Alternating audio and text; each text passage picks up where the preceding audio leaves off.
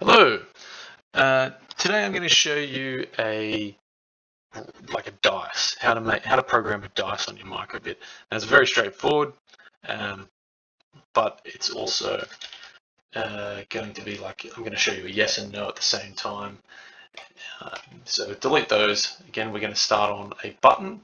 So when a button's pressed, it's going to show us a number that we want. Now we're going to start and make a variable.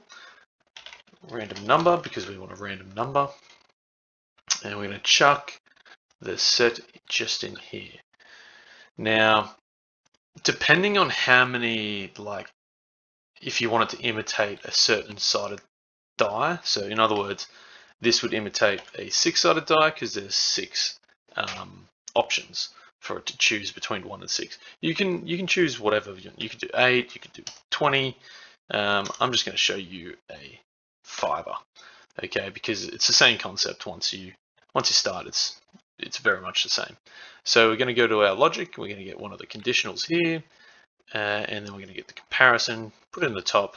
Go back to our variables. Select the random number, and put it in there. Now we're going to select the first one as 1, and we go to the basic here, and we want it to show a number. We want to show number 1.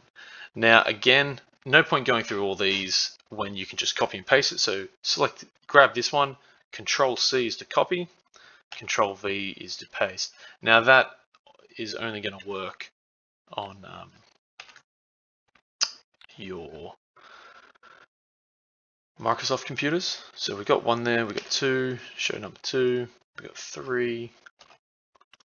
I'm doing this quite quick because it is very straightforward. And we got 5 here. Okay.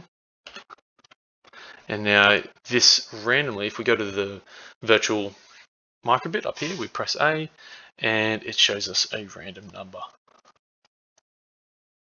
Well, it's selected 1 a lot of times then. Okay.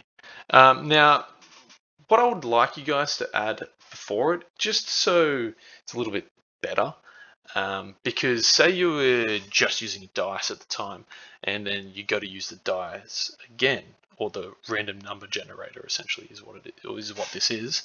It's just imitating a dice.